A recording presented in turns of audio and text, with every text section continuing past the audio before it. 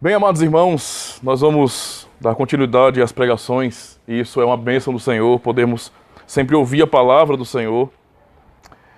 Nós vamos aprender lições importantes da Bíblia Sagrada, mais uma vez. O Senhor tem nos dado graça muitas vezes com relação a isso, não é? Nós temos podido testemunhar como Deus tem falado conosco. Eu espero em Deus que cada pregação até aqui tenha e esteja, na verdade, ainda fortalecendo os irmãos e demonstrando cada vez mais o caminho. Porque é isso que é importante para nós. Que Deus nos fale, que Deus nos oriente e nos conduza de acordo com a sua vontade.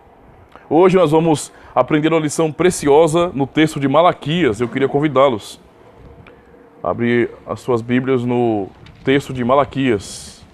Livro de Malaquias, capítulo 3. Malaquias, capítulo 3, nós vamos ler do versículo 13 ao 18 e depois todo o capítulo 4. Amém? Diz assim, capítulo 3, versículo 13, diz bem assim: As vossas palavras foram duras para mim, diz o Senhor, mas vós me dizeis: que temos falado contra ti? Vós dizeis: inútil é servir a Deus, que nos aproveitou termos cuidado em guardar os seus preceitos e em andar de luto diante do Senhor dos Exércitos. Ora, pois, nós reputamos por felizes os soberbos. Também os que cometem impiedade prosperam. Sim, eles tentam ao Senhor e escapam. Então, os que temiam ao Senhor falavam uns aos outros. O Senhor atentava e ouvia.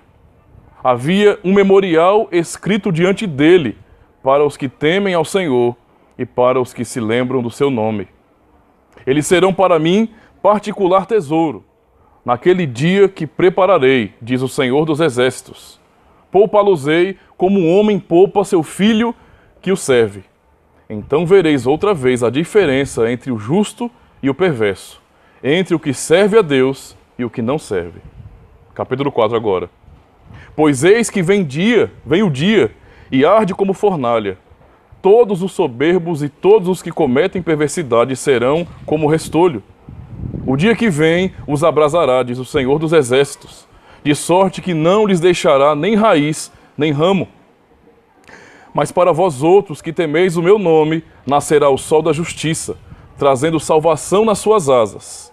Saireis e saltareis como bezerros soltos da estrebaria. Pisareis os perversos, porque se farão cinzas debaixo das plantas de vossos pés.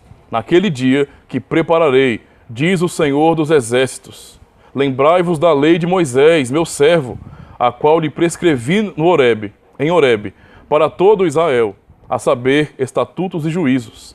Eis que eu vos enviarei o profeta Elias, antes que venha o grande e terrível dia do Senhor. Ele converterá o coração dos pais aos filhos, e o coração dos filhos a seus pais, para que eu não venha e fira a terra com maldição. Até aqui, meus irmãos. Nós, como cristãos reformados, nós confessamos, não é, que Deus tem um povo.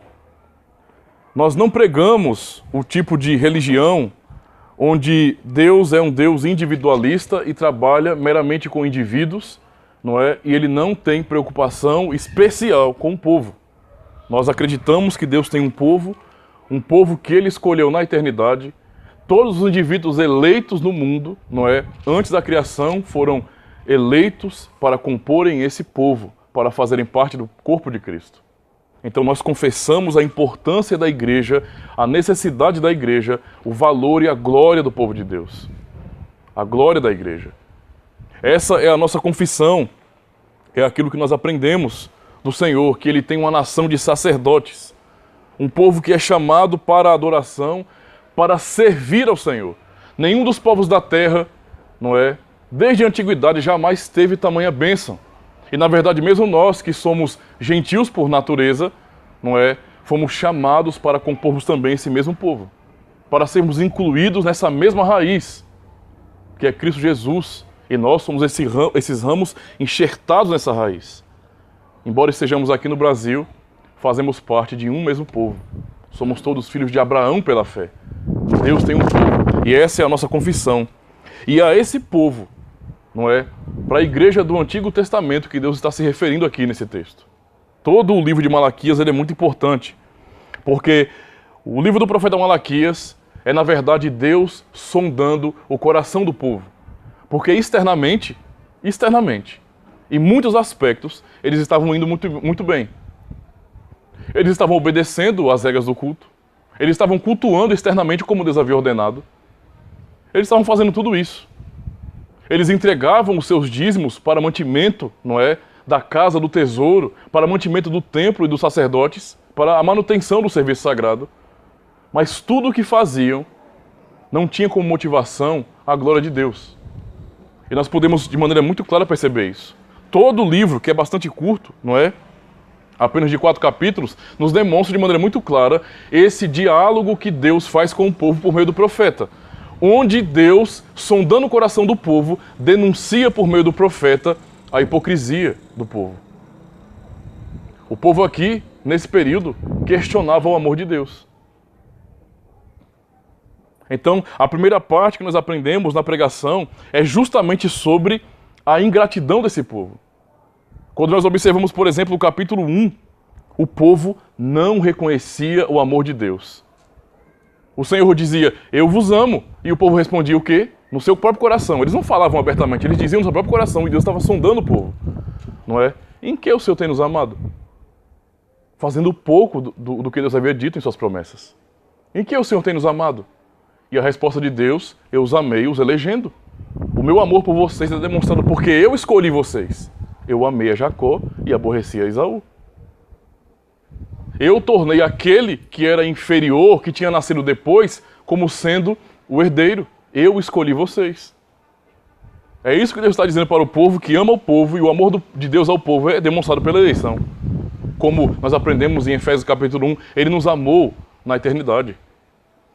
Ele nos amou na eternidade. Mas o povo ingrato não reconhecia o amor de Deus. O que é que o Senhor tem nos amado mesmo? Nós não conseguimos entender que amor é esse. Não é? Você aprende sobre a doutrina, não é, em que diz que você foi eleito na eternidade para a salvação, que na eternidade, antes de criar qualquer coisa, qualquer outra criatura, Deus te amou, te elegeu para filho por meio de Jesus Cristo, e você olha para isso, para essa verdade, e faz pouco. O que é que o Senhor tem nos amado? Era assim o estado do povo. A situação era tão terrível aqui, irmãos, que quando nós lemos o capítulo 1 do versículo 10 ao 12, e até adiante mesmo, não é? Mas do 10 ao 12, nós temos de maneira muito clara expressões que demonstram tristeza. Onde Deus demonstra, olha, onde está a minha honra? Vocês não me honram. Os sacerdotes são infiéis. Quando os sacerdotes vão cultuar ao Senhor, quando vão dirigir o culto que Deus prescreveu por meio da lei, que Deus ensinou, o que os sacerdotes faziam, em seus próprios corações, faziam de qualquer jeito. E o texto diz, de maneira muito clara, no capítulo 1 ainda, que canseira. Ou seja, o pensamento do coração, sabe, a mentalidade, o coração daquele povo, o coração dos sacerdotes era um coração ingrato que fazia o que Deus ordenou apenas por fazer. Isso é canseira, era o que eles pensavam no seu próprio coração, em sua mente. Isso é chato, é ruim, toda vez a mesma coisa, toda vez os mesmos sacrifícios, toda vez a mesma ordem, a mesma lógica, a mesma liturgia, os mesmos princípios. Estamos cansados de fazer isso. E Deus pergunta, onde está a minha honra? Onde está a minha honra? Assim era o povo. Os sacerdotes eram infiéis. O povo, não é, em seu próprio coração se prostituía. Não, mas nós não estamos fazendo nada externamente errado, mas se prostituía em seu próprio coração. Esse livro descreve justamente essa infidelidade. Eles não estavam colocando ali, como já havia acontecido em outros tempos, não é? Uma idolatria muito explícita. Nada muito explícito, nada muito escandaloso. Mas o que Deus está dizendo aqui é o que Deus sabe do coração deles. Vocês estão aqui fazendo tudo o que eu ordenei em minha palavra. Porém, eu conheço o coração de vocês. E vocês não fazem nada por prazer. Nada porque querem fazer. Nada porque vocês amam obedecer a Deus. Tudo que vocês fazem não me honra. Essas expressões do Senhor aqui, elas, eu sei que é até estranho E algumas pessoas têm certo receio de dizer isso, mas elas são expressões tristes, não são alegres. E é Deus revelando, por meio do profeta, o que ele está vendo no coração do povo. Esse povo se reunia para ir adorar o Senhor como ele ordenou, mas não é como o Salmo 122, verso 1. Alegrei-me quando me disseram, vamos à casa do Senhor. Não havia alegria no povo. Eles não tinham nenhuma alegria, eles não tinham ansiedade por chegar o dia do Senhor para adorá-lo. O dia do Senhor chegou, vamos fazer a mesma coisa. Vai ser tudo igual. Não tem nada de atrativo nisso, não tem nada de legal nisso aí. Isso é uma tristeza, irmãos. Isso é algo terrível. Esse é um dos piores tipos de pecado, quando nós externamente mostramos tudo às pessoas, mas o nosso coração está longe de Deus. Porque da mesma forma ele rejeita, ele que sonda o nosso coração jamais aceitará qualquer serviço a ele, se isso não for por amor de verdade. A sua obediência a Deus deve estar ligado ao seu amor a ele, a sua gratidão a ele. Do contrário, a sua obediência é uma obediência vazia, sem sentido, sem objetivo. Do contrário, o culto que prestamos, porque é o caso do povo aqui, não significa absolutamente nada. Não o agrada. O Senhor chega a ser tão claro nisso aqui, que ele acaba expressando: eu não tenho prazer nesse povo. No capítulo 1 ele diz: eu não tenho prazer nesse povo. Isso é uma tristeza profunda. E deve também entristecer o nosso coração em poder olhar para isso e admitir que nós não somos diferentes, porque somos pecadores também, e também falhamos, e muitas vezes também fazemos as coisas empurrados, sem vontade, sem desejo, não temos prazer de nos encontrar para adorar ao Senhor. E quando nós então observamos essas expressões no livro do profeta Malaquias, nós temos também que nos entristecer profundamente. Imagina o que Deus fala para o povo que ele ama, que ele amou, que ele já tinha dito: eu escolhi vocês, eu amei vocês, e dizer: eu não tenho prazer nesse povo. O que eles fazem aqui não significa nada para mim. Não há amor no que eles fazem. No coração eles são infiéis. Só obedecem os mandamentos como se fosse algo ensinado por homens, mas não há prazer em adorar a Deus. Isso é algo realmente triste. Ver o povo de Deus. Imagina a intensidade da ingratidão desse povo. Porque aqui já bem avançados, esse é o povo que Deus, como nós aprendemos pela manhã, demonstrou diante de nações, não é? Que é o povo que ele ama. Deus demonstrou seu poder na vida desse povo, levantou uma nação de escravos, exaltou esses escravos, levou esses escravos a derrotarem povos gigantescos. Os povos da terra temeram Israel por causa do Senhor. E esse povo que foi salvo, que servia ao único Deus verdadeiro, que já havia provado que ele é o único Deus verdadeiro, era um povo que não estava nem aí para esse Deus. Fazia porque aprendemos a fazer assim. Tem que fazer, né? Eu tenho que ir para o culto, porque se eu não começar a faltar demais no culto, 1 hora alguém vai vir conversar comigo, e se eu não mudar, 1 hora as coisas podem começar a piorar, eu vou receber uma repreensão, eu vou ser exortado, e eu não quero ficar ouvindo nada de ninguém, então eu vou ir logo para ninguém falar nada. A situação do povo era essa. Eu vou para não ter que depois estar conversando com ninguém. Isso realmente é algo triste, irmãos. Muito triste. Isso só demonstra a ingratidão do povo. Deixa eu voltar aqui porque as páginas estão automáticas hoje. O texto ainda diz, essas expressões são realmente terríveis. Porque o povo expressa em seu próprio coração algo que realmente é muito ofensivo a Deus. Vou esperar os irmãos.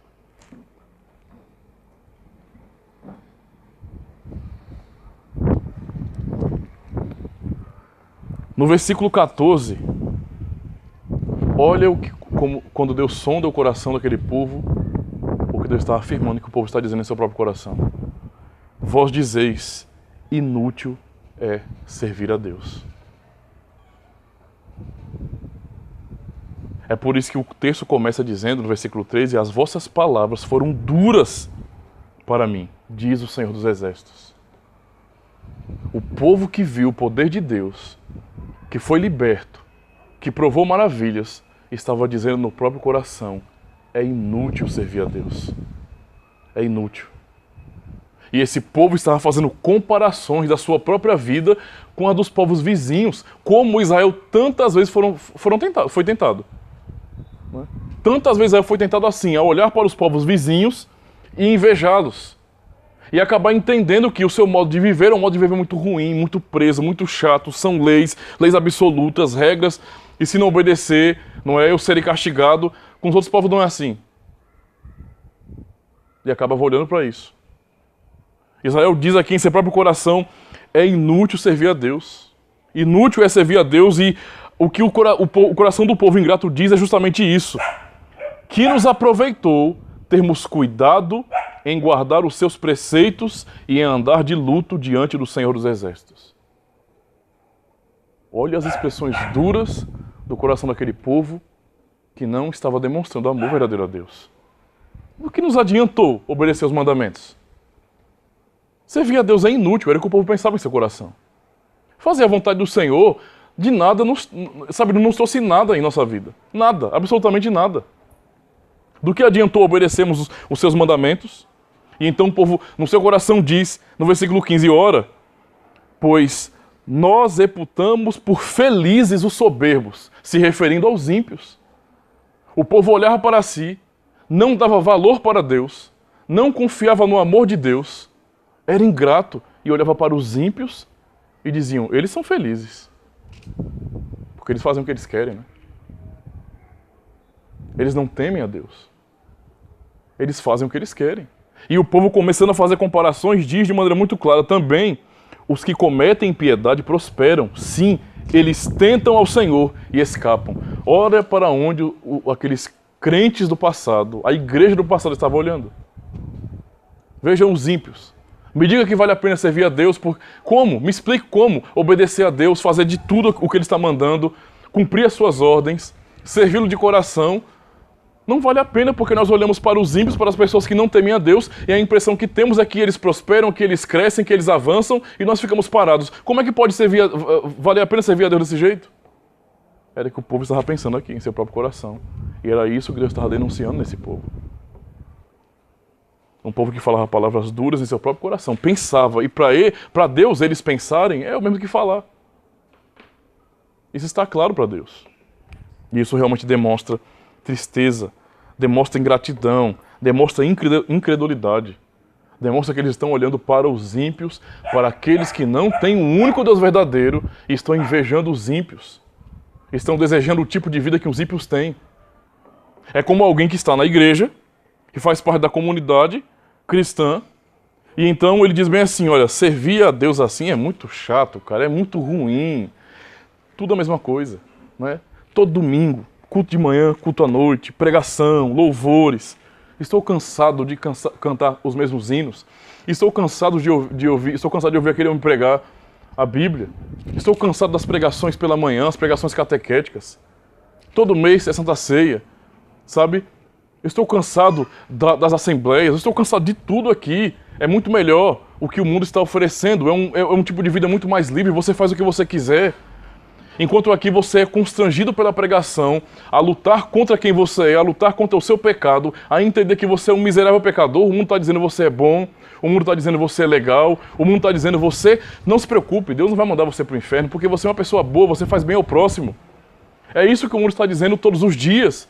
E muitas vezes o povo de Deus olha para isso e pensa: um tipo de vida assim é muito mais suave, é muito mais tranquilo, é melhor, não é? Viver assim, sem todo esse compromisso.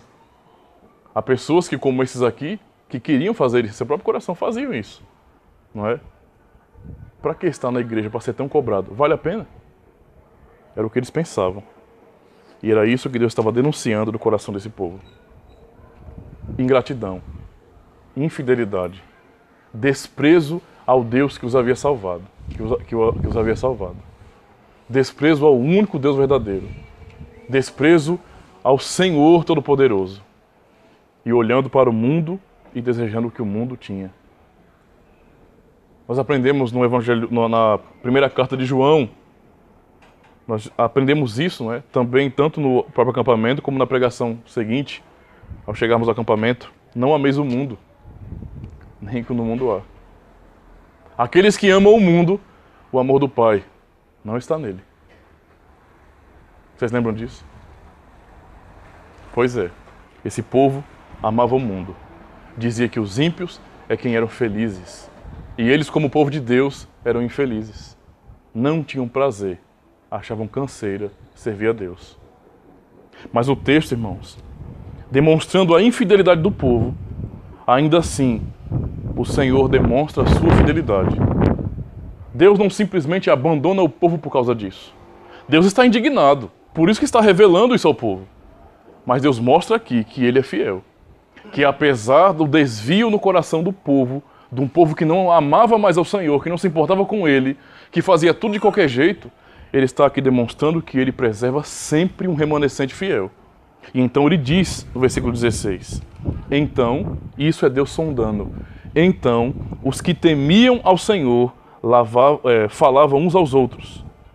O Senhor atentava e ouvia. Havia um memorial escrito diante dele para os que temem ao Senhor e para os que se lembram do seu nome. Enquanto o povo, no geral, estava desviado em seu próprio coração, Deus estava vendo, sim, aquele remanescente fiel ali. Que apesar de perceber, já naquele clima ruim, que é fazer as coisas para Deus de qualquer jeito, sem amor, sem vontade, sem prazer, ainda assim havia pessoas em Israel que amavam ao Senhor e que o temiam e que honravam o seu nome. Apesar de o povo todo, no sentido geral, estar desonrando a Deus, ainda havia pessoas que amavam de fato ao Senhor e queriam realmente honrá-lo. E o Senhor está atentando para esses aqui, para os fiéis, para aqueles que foram preservados, como no tempo de Elias, onde toda a nação de Israel, não é generalizando, não é praticamente todos os israelitas se dobraram a Baal, se dobraram à idolatria, mas Deus, para consolar o profeta e dizer que a missão que ele havia lhe dado não era uma missão vã, inútil, ele disse a Elias, ainda existem 7.000 que não se dobraram a Baal. Eu preservo o meu remanescente fiel. E esse remanescente fiel está aqui de maneira muito clara. Os que temiam o Senhor, Deus estava atento a eles. E Deus colocou isso como memorial, já para demonstrar que Deus não está esquecendo da fidelidade do seu povo. Que apesar de toda essa infidelidade oficial no meio do povo, Deus está atentando para aqueles que são fiéis, para aqueles que não estão aqui, ou naquele período não estavam lá, apenas para obedecer de maneira crua, de maneira, sabe, sem realmente colocar os seus corações ali. Deus estava atentando para aqueles que realmente amavam fazer a vontade de Deus. Para aqueles que ainda tinham prazer em oferecer os sacrifícios. Para aqueles que ainda tinham prazer em se reunir, para aqueles que em seu próprio coração faziam completamente diferente desses aqui, que eram infiéis. Eles tinham alegria, e como salmista em seu próprio coração, eles também tinham alegria quando chegava o momento de se reunir como povo de Deus, para adorá-lo. Deus estava contemplando isso, e o que o Senhor fala justamente a esse povo, por meio do profeta, para aqueles que iriam ouvir a mensagem do profeta, não é dar uma promessa àqueles fiéis, dizendo, no versículo 17, eles serão para mim particular tesouro. Naquele dia que prepararei, diz o Senhor dos Exércitos, poupa-los-ei como um pai poupa a seu filho que o serve. Então vereis outra vez a diferença entre o justo e o perverso, entre o que serve e o que não serve a Deus. Diante de toda essa calamidade espiritual, onde aquele povo não amava a Deus, Deus está justamente prometendo ao seu povo, prometendo ao remanescente fiel, os fiéis em Israel, vocês serão o meu tesouro pessoal. No grande dia que eu estou preparando, eu os abençoarei. Eu vou poupá-los, porque a ira do Senhor vem para a condenação, mas eu vou poupar os fiéis, o remanescente fiel. E todos naquele dia saberão. Todos naquele dia vão poder perceber, será nítido a diferença daquele que serve a Deus e daquele que não serve. Daquele que foi justificado pelo Senhor pela fé e daquele que não é justificado. Essas palavras não são palavras simples, irmãos. São palavras duras. São palavras que para aqueles que eram fiéis eram palavras de consolo, de conforto. De Deus estar dizendo ao coração deles: veja, eu estou percebendo, eu estou vendo a fidelidade de vocês, eu estou vendo que vocês me amam, que apesar de tudo que vocês têm vivenciado aí, apesar de toda a infidelidade do povo, vocês continuam amando ao Senhor. E eu vou atentar para vocês naquele dia. Eu coloquei um memorial diante de mim em favor de vocês. Eu me lembrarei de vocês, vocês são meus. E todos verão essa diferença. Deus faz essa promessa para fortalecer o seu remanescente fiel. Esse remanescente fiel aqui em Israel, nesse período de trevas espirituais, nesse período de desvio, de frieza, quando a nação não amava o Senhor, quando o povo desprezava o seu Deus, esse remanescente fazia em seu coração como Josué diante dos israelitas. Josué, capítulo 24, versículo 15, ele diz bem assim: porém, se vos parece mal aos vossos olhos servir ao Senhor, escolhei hoje a quem servais. Se aos deuses a quem serviram vossos pais, que estavam além do rio, ou aos deuses dos amorreus, em cuja terra habitais. Porém, eu e minha casa serviremos ao Senhor. Haviam pessoas assim em Israel naquele período. Apesar do desvio no coração deles, ainda havia pessoas assim, que realmente amavam o Senhor. Da mesma forma, irmãos, quando Deus olha para a sua igreja hoje, é o mesmo quadro. É Deus sondando o seu povo dizendo a mesma coisa. As perguntas feitas em Malaquias também nos servem hoje. Os questionamentos que Deus faz ao povo aqui também é para a nossa reflexão. Será que em nós, em nosso meio, também não há pessoas que estão se questionando em que o Senhor tem nos amado? Será que não há em nosso meio, apesar do conhecimento da doutrina, pessoas que estão pensando em seu coração: que amor é esse? Eu não consigo entender um amor de Deus assim. Porque Deus diz que me ama, que me elegeu antes da fundação do mundo, mas eu sou pobre, eu passo por dificuldade, eu não tenho o melhor emprego, minha família está passando por problema. Será que não há pessoas que estão assim, no seu próprio coração, pensando isso, como o povo estava no passado? Se nós não somos os mais prósperos da terra, Deus não nos ama. A resposta de Deus é a mesma. O seu amor é demonstrado em que Ele nos elegeu. Se nós não pudermos reconhecer o amor de Deus nisso, então nada que for pregado, que for ensinado, vai resolver nada em nosso coração. Se eu não puder ser impactado pela verdade de que Deus elegeu um povo, que Ele nos amou em Cristo antes da fundação do mundo, se isso não for suficiente para nos fazer pessoas alegres, felizes, pessoas consoladas, contentes, pessoas que podem dia após dia caminhar, sabendo, não é, da esperança, da promessa, se isso não for suficiente, nada mais é, irmãos. Não podemos reconhecer o amor de Deus. As perguntas são as mesmas. Os questionamentos de Deus aos sacerdotes são os mesmos hoje.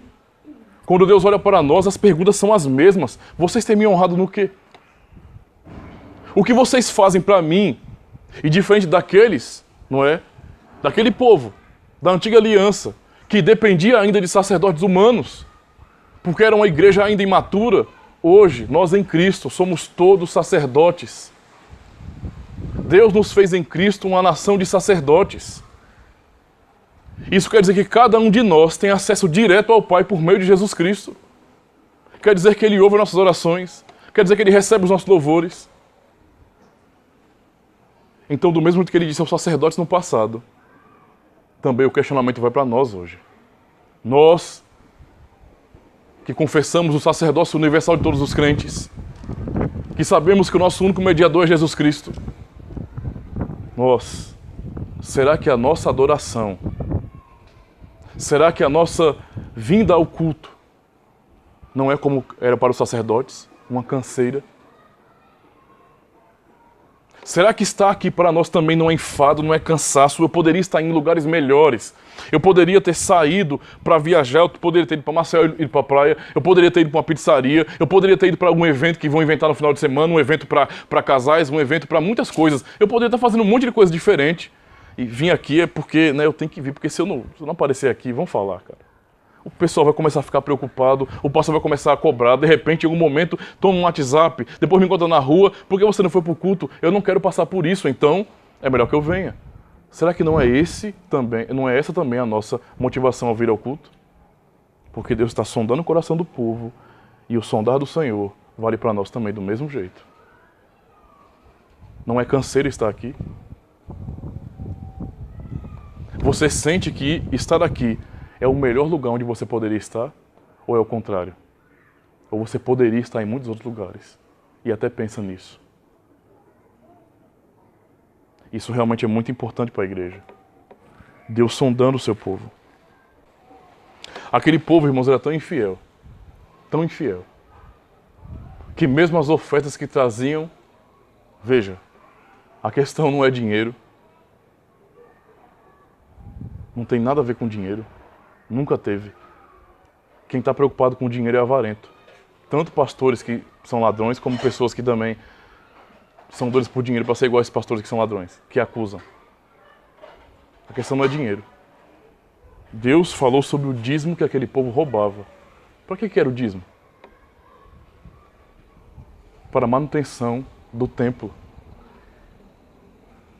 Para manter o local que Deus aprovou para habitar no meio do povo, organizado, cuidado, zelado. Porque foi o lugar que Deus aprovou. Deus ordenou a Moisés que construísse o tabernáculo no deserto.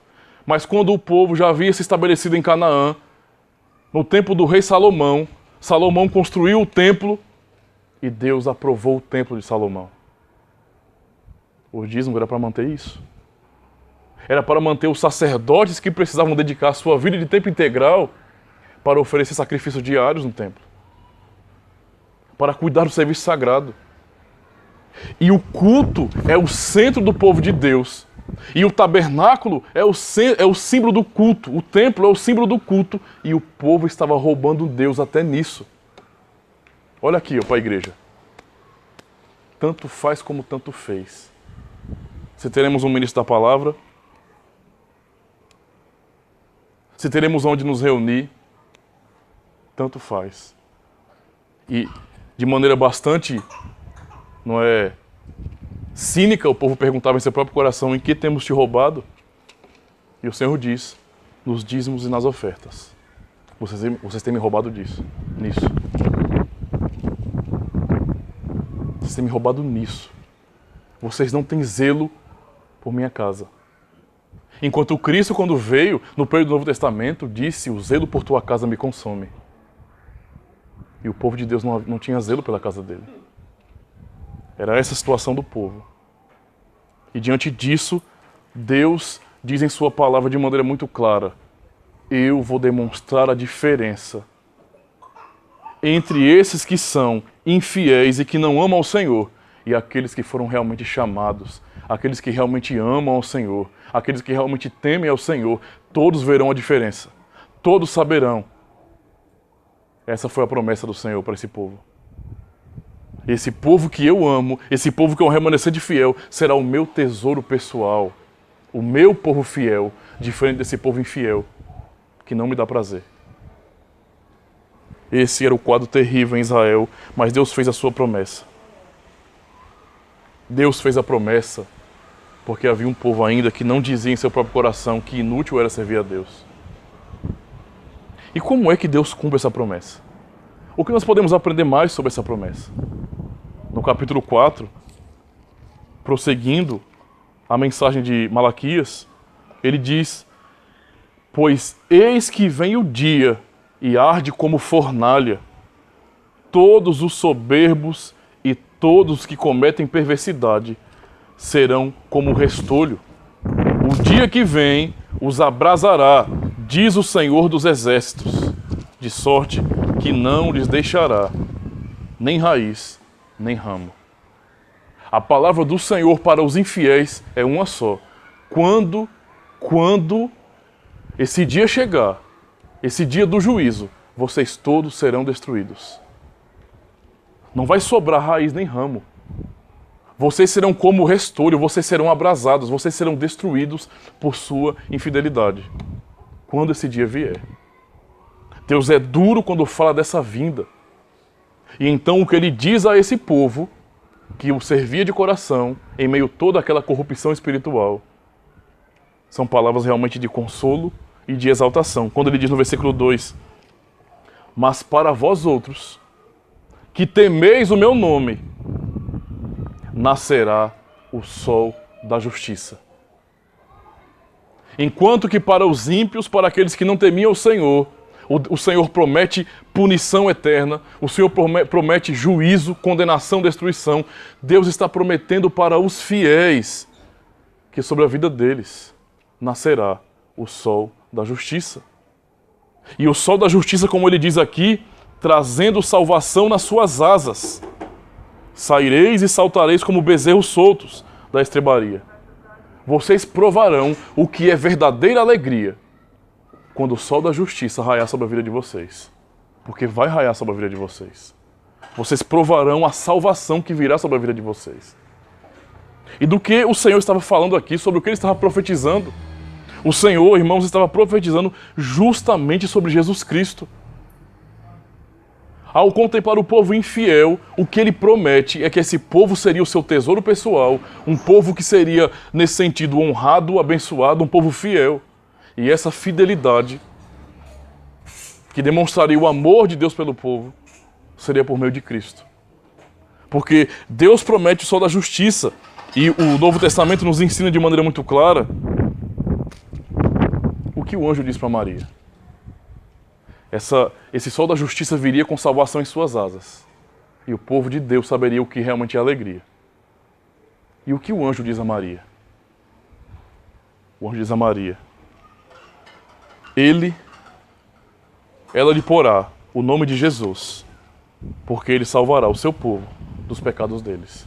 Mateus capítulo 1, versículo 21. Deus disse: eu enviarei o sol da justiça vai nascer sobre a vida do meu povo. Vai nascer sobre a vida do meu povo, trazendo salvação em suas asas. E o anjo disse a Maria: o nome desse filho que você vai ter agora, que vai nascer de você, será Jesus, porque ele salvará o seu povo. Não é qualquer pessoa, não. É o povo de Deus, o povo que Deus estava falando aqui. O seu povo, de todos os pecados deles. Todas as falhas encontradas em Israel, toda a infidelidade seria curada no momento em que Cristo viesse. Cristo é o sol da justiça. Nós aprendemos isso ainda no texto de Mateus capítulo 4, a partir do versículo 12. Apenas ouçam. Ouvindo, porém, Jesus que João fora preso, retirou-se para a Galileia, e deixando Nazaré, foi morar em Cafarnaum, situada à beira-mar, nos confins de Zebulon e Naftali, para que se cumprisse o que fora dito por intermédio do profeta Isaías. Capítulo 15, agora capítulo 15, versículo 15, aliás. Terra de Zebulon, terra de Naftali, caminho do mar, além do Jordão, Galileia dos gentios. O povo que jazia em trevas viu grande luz, e aos que viviam na região em sombra da morte, resplandeceu-lhe a luz. Daí por diante passou Jesus a pregar e a dizer: arrependei-vos, porque está próximo o reino dos céus. Mateus capítulo 4, do 12 ao 17. Esse é o sol da justiça. E as pessoas que estavam em trevas naquele momento, para se cumprir a palavra do Senhor, puderam contemplar essa luz, o sol da justiça nascendo sobre eles, trazendo esperança, revelando quem eram os filhos de Deus. E é isso que Cristo continua a fazer por meio de sua igreja, trazendo luz ao mundo para continuar revelando os filhos de Deus, trazendo salvação. Ele é o sol da justiça. Então, irmãos, percebam a fidelidade de Deus aqui. Apesar da infidelidade do povo, apesar de tantas vezes o povo estar nessa situação terrível, de se entregar à idolatria, de se entregar ao pecado, de rejeitar a lei do Senhor, de dizer essas coisas horríveis que disseram em seu próprio coração contra Deus, ainda assim, apesar dessa infidelidade, o Senhor prometeu e cumpriu e enviou o sol da justiça. E é nisso que está baseada toda a nossa esperança. E é por meio de Cristo que a diferença que Deus prometeu aqui em Malaquias, a diferença entre o justo e o ímpio, entre o que serve a Deus e o que não serve a Deus, é clara e evidente em Cristo. Porque quando Ele veio, as suas obras glorificaram o Pai. Quando Ele veio, o seu testemunho impactou os ímpios. Os ímpios odiaram Ele, tal como Caim odiou Abel. Os ímpios odiaram as obras de Cristo, mas a luz dele resplandeceu. O povo viu essa grande luz, o povo recebeu esperança, promessa de descanso eterno. Os fariseus, os enganadores, ao observarem Jesus cumprindo a lei da maneira correta, ficaram ofendidos. Odiaram a Cristo por isso. Porque a luz resplandeceu e eles amaram mais as trevas do que a luz, como João capítulo 3 nos ensina de maneira muito clara. Que a condenação é justamente essa. Que a luz vinda ao mundo, mas o homem, ou seja, os ímpios, aqueles que são das trevas, amaram mais as trevas do que a luz. Eles não correram e não reconheceram Cristo. Eles puderam testemunhar o poder dele. Eles questionaram Jesus Cristo, tentaram pegá-lo muitas vezes em argumentos, mas todos eles foram humilhados. Eles contemplaram milagres que Jesus fez. Por exemplo, Jesus dizendo ao paralítico, perdoados estão seus pecados, e eles questionando a Jesus, quem você é para perdoar o pecado de alguém? Só Deus pode perdoar pecados. Então Jesus diz bem assim, o que é mais fácil, dizer perdoados estão seus pecados, ou dizer, levanta-te e anda? Para que vocês saibam que o Filho de Deus tem poder para perdoar pecados. Disse ao aleijado, levanta-te e anda. Todos eles contemplaram isso, mas eles odiaram a luz. Eles não amaram a luz. Cristo foi a luz e a grande diferença entre aquele que serve a Deus. Porque ele, com suas declarações, disse muitas vezes, a minha comida é fazer a vontade do meu Pai. Eu desci do céu para fazer a vontade daquele que me enviou, não a minha própria. Pai, se possível for, afasta de mim esse cálice, mas que todavia seja feita a tua vontade e não a minha. Ele demonstrou a diferença do que é um justo para os ímpios. E agora nele, em Jesus Cristo, nós como povo de Deus, recebemos uma palavra completamente diferente dessa que Deus diz em Malaquias. Eu não tenho prazer nesse povo. Agora em Cristo, aquele que Deus olhou diante do testemunho das pessoas ali, onde pessoas viram, multidões viram à beira do Jordão, esse é meu filho amado em quem me comprazo. Essa mesma voz foi repetida quando Jesus subiu com os seus apóstolos ao monte para a sua transfiguração, e ali, mais uma vez, eles testemunharam e ouviram a voz dizendo, esse é meu filho amado em quem me comprazo. Deus tem todo prazer em seu filho. Mas agora em Jesus Cristo. E esse é o sol da justiça sobre nossas vidas, porque essa é a promessa de Deus. Em Cristo, Deus olha para nós como igreja, pela fé que Ele nos dá no Espírito Santo. E não diz que não tem prazer no seu povo. Pelo contrário, o culto que prestamos ao Senhor, os sacrifícios espirituais que nós entregamos aqui em reunião pactual, agradam a Deus por causa de Cristo. Veja a fidelidade do Senhor. Ele poderia simplesmente ter nos destruído. Ele poderia ter simplesmente roubado todas as esperanças. Ele poderia ter tirado tudo porque ele tem direito disso aí. Mas ele fez ao contrário. Ao olhar para nós, falhos, pecadores, ingratos, ele enviou seu Filho, nós fomos incluídos e enxertados nele para que em Cristo não houvesse condenação sobre nossa vida. E agora esse mesmo sol de justiça brilhasse sobre nós, nos trazendo perfeita justiça diante do Pai. É isso que nós temos pela promessa do Senhor. Naquele grande dia, irmãos. Essa diferença prometida pelo Senhor. No grande dia, quando Cristo vier para buscar o seu povo, essa grande diferença que o Senhor diz e promete ao seu povo, ao remanescente fiel, será exposta diante do mundo. Quando Deus ordenar os seus anjos para reunirem todas as pessoas dos 4 cantos da terra. Quando todos, absolutamente todos que nasceram de Adão até o último ser humano que irá nascer nesse mundo, quando todos estiverem diante do grande trono de Deus, ali todo mundo contemplará a diferença entre aquele que serve a Deus e aquele que não serve. O mundo inteiro saberá quem é a igreja de Cristo. Os justificados pelo sangue do Cordeiro. O mundo saberá. E Deus será eternamente glorificado. E nós seremos para sempre esse tesouro pessoal, como Ele havia prometido ao remanescente fiel. Portanto, irmãos, não olhemos para a vida cristã, para a nossa vida como igreja, com desprezo. Não venhamos para o culto apenas para cumprir ordem. Não venhamos para o culto apenas para que não sejamos futuramente repreendidos. Apenas para escapar de uma exortação. Não são essas motivações para vir ao culto. Não é essa motivação para servir a Deus. Nós não podemos servir a Deus com canseira, porque Ele está vendo exatamente o nosso coração, Ele sabe o que nós pensamos, sabe o que desejamos, Ele sabe se isso que você está fazendo aqui é real, se você está dando ouvidos a Ele, se você está cantando porque você o ama e se alegra na presença dEle, se você ora fervorosamente porque você crê que Deus te ouve. Ele está vendo tudo isso. Nossa motivação em tudo isso, em toda a bênção que Cristo nos dá, é em fazermos tudo de todo o nosso coração para a glória de Deus. É termos alegria em servir ao Senhor.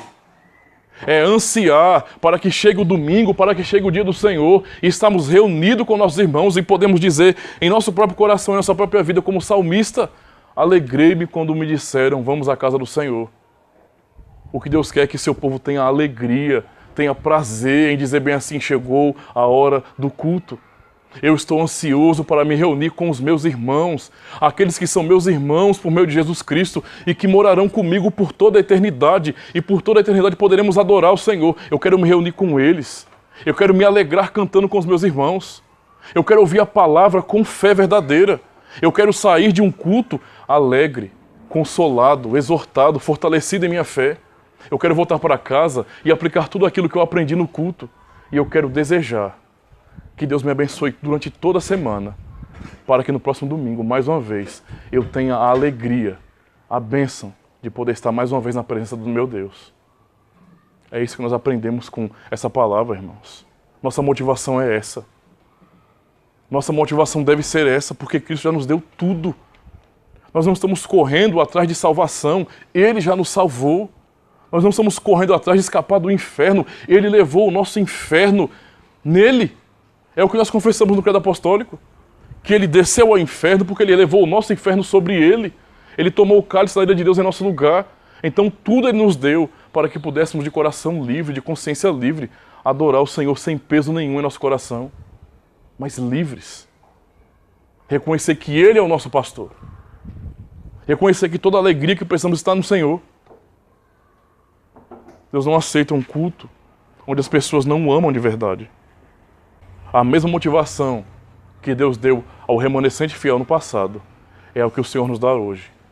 E é o que lemos na palavra do Senhor, quando Ele diz: portanto, meus amados irmãos, sede firmes, inabaláveis e sempre abundantes na obra do Senhor, sabendo que no Senhor o vosso trabalho não é vão. Essa é a motivação para permanecermos buscando a Deus, servindo ao Senhor. Nós sabemos que o nosso trabalho não é vão, porque tudo Ele nos deu. Ele já nos disse: vocês são mais do que vencedores por aquele que vos amou. Nós já temos tudo, absolutamente tudo que é necessário. Tudo.